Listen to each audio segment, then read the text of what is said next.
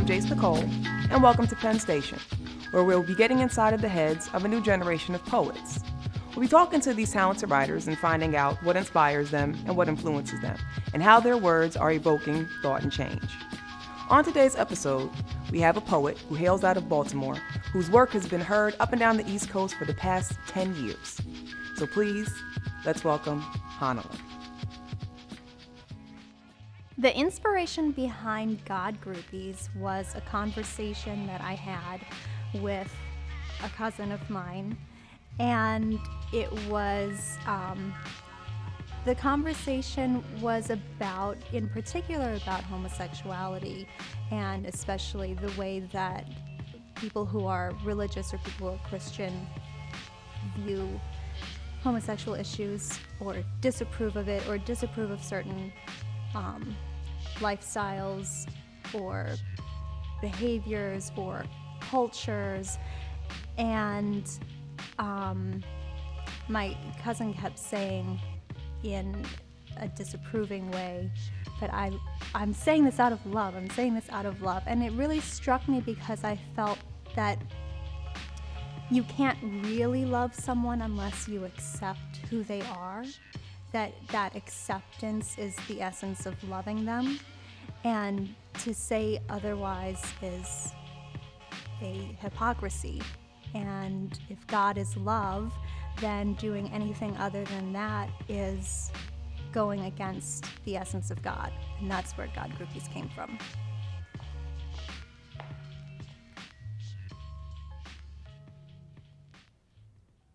There's a line to get into heaven, as if it were a nightclub. Velvet ropes holding back the throngs of the righteous clamoring to get in, bouncers at the door to keep out the unworthy, rationing out admittance like women ration out. You see, heaven is exclusive. You only get in if you know somebody. God Groupies, carrying their religion in their back pockets like a backstage pass. This is their scene and they know it. Judgments dripping from their wrists like diamonds. They wear scriptures like designer fashions, Leviticus shades, Corinthian sneakers, and a new fragrance called Revelations, though it does little to mask the stench of hypocrisy. But the God Groupies don't care because they are rolling with Jesus, and everyone else can go to hell, literally. Because with Jesus in their crew, they can bypass the line of nameless sinners, smirking fatuously as the sea parts and they are ushered into heaven. Bouncers at the door to keep out the unworthy. You see, heaven is only for the righteous, the righteous, the righteous, the right us, not you, too poor, too foreign, too black, too gay. Jesus does not walk with you. Maybe you knew him from back in the day when he went by his government name. Back when he was running with lepers and prostitutes. You see, Jesus don't get down like that no more. The God Groupies have a claim on him now, and they're not about to let him remember where he came from or how to get back, just so long as they get their ticket to heaven. But you see, heaven is not a nightclub, and God is not a rock star, and the price of admission is not paid with your prejudice.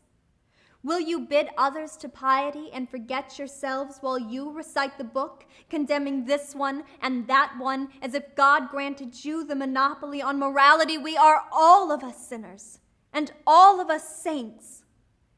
And if Jesus were an immigrant in Arizona, or a black child in Gina, or a gay man in Minnesota, instead of a carpenter from Nazareth, would his words mean any less?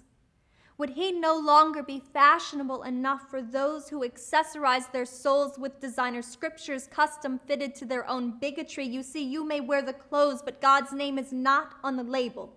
For surely God sees the things you do, though you may try to masquerade your condescension as concern. Jesus is not co-signing on your hatred. But they say, none shall enter heaven but they be like us. Such are their fancies. Say, produce your proof if you speak truly. Nay, but whosoever submits his will to God, being a good doer, his wage is with the Lord, and no fear shall be on them, neither shall they sorrow.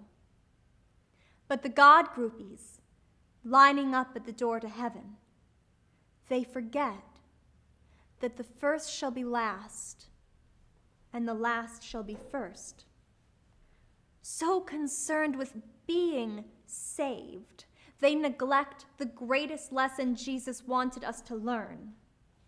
Love one another.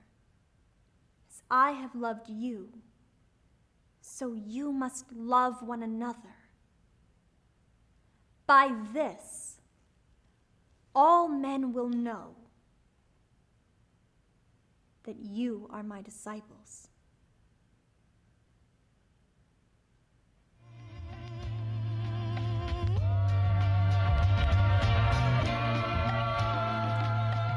Thank you guys so much for joining us on this episode of Penn Station. Remember, you can catch more episodes on YouTube. And until next time, in the immortal words of Robert Frost, poetry is a way of taking life by the throat. Once again, I'm Jace Nicole. We'll see you guys next time.